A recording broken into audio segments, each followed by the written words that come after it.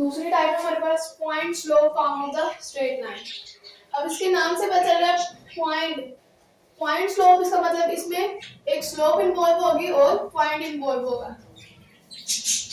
Straight line है,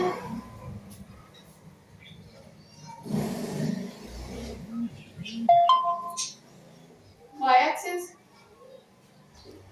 और ये एक्स एक्सिस है। अब एक लाइन है हमारे पास, नेट कर लेते हैं, ये हमारे पास एक स्ट्रेट लाइन है। एल हमारे पास एक स्ट्रेट लाइन है जो कि एक्स एक्सिस के साथ अल्फा एंगल बना रही है।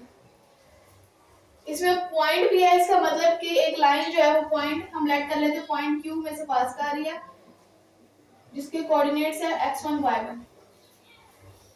अब किसी भी लाइन की इक्वेशन फाइंड करनी हो तो हम एक पॉइंट, एक आर्बिट्रेरी पॉइंट लेट कर लेते हैं, चाहे सर्कल की इक्वेशन फाइंड करनी हो, लाइन की, या किसी भी और पैराबोला, एलिप्स वगैरह की इक्वेशन फाइंड करनी हो तो हम एक आर्बिट्रेरी पॉइंट लाजमी कंसीडर करते हैं।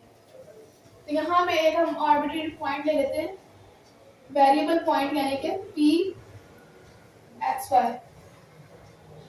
ये हम पॉइंट, वेरिएबल पॉइंट है, इसका मतलब ये चेंज हो सकता है। ये फिक्स पॉइंट है यानी ये चेंज नहीं हो सकता, ये वाला वेरिएबल पॉइंट है, ये चेंज हो सकता है। तो किसी भी लाइन की इक्वेशन फाइंड करने के लिए एक वेरिएबल पॉइंट लाजमी कंसीडर कर लेते हैं। तो यहाँ पे हमने इस लाइन की इक्वेशन फाइंड करनी है जो पॉइंट Q में से पास कर रही है। तो लेट कर लेते हैं, let a line L passes through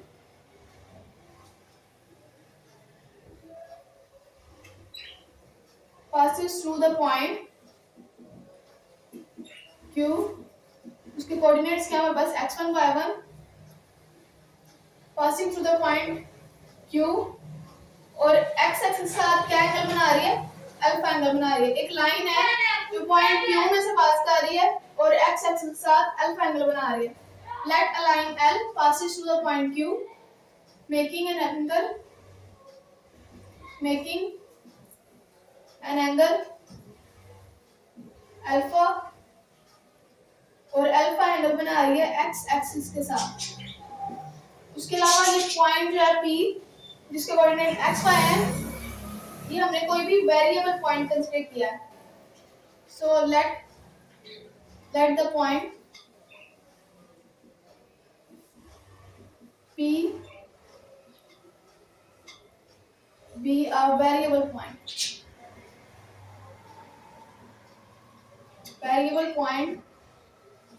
on the line L।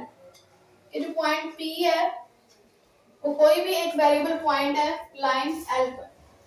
अब हमने इस लाइन की स्लोप फाइंड करनी है, इस लाइन की जो कि पॉइंट Q में से पास कर रही है। पॉइंट P हमने लेट कर लिया, कोई भी एक वेरिएबल पॉइंट है। अब हमारे पास दो पॉइंट आ गए, पॉइंट P और Q। तो दो पॉइंट्स हो और उनकी स्लोप फाइंड करनी हो लाइन की, तो हमारे पास फार्मूला क्या था, m is equal to tan alpha.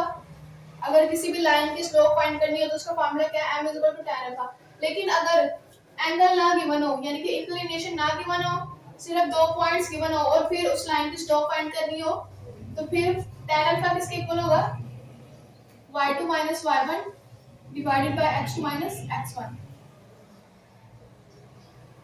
अब हमने स्लोप फाइंड करनी है, स्लोप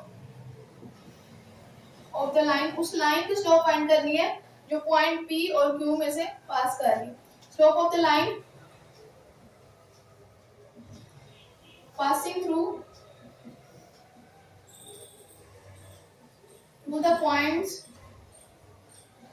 P के कोऑर्डिनेट्स क्या हमारे पास x y और Q के कोऑर्डिनेट्स हैं x1 y1। अब स्लोप फाइंड करने के लिए हमें y2 y1 x2 और x1 की जरूरत है। यहाँ पे हमारे पास x1 y1 तो है, तो जो दूसरा पॉइंट है उसके कोऑर्डिनेट्स हम लेट कर लेते हैं x2 y2।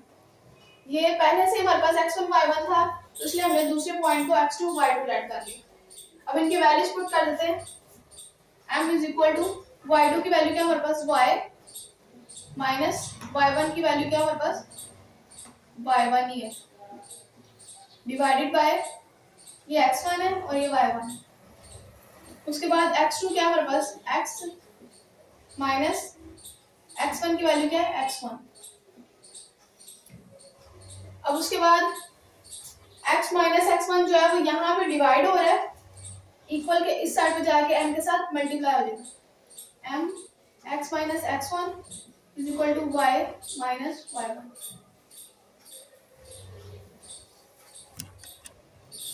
इसको हम इस तरह से भी लिख सकते हैं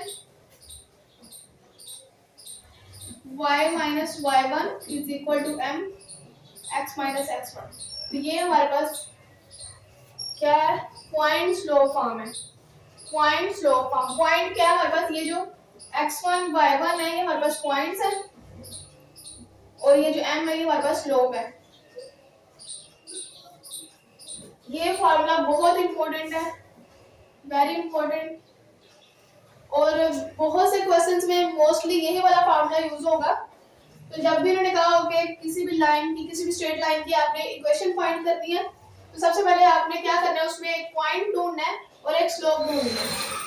अगर आपको पॉइंट और स्लोप मिल जाएगी तो आप इस इक्वेशन में पुट करके तो इक्वेशन फाइंड कर लेंगे, equation of the straight line. ये फार्मूला कब यूज होगा, जब आपके पास पॉइंट होगा, एक पॉइंट होगा x1 y1, x1 y1 एक पॉइंट होगा, और हमारे पास एक स्लोप होगी।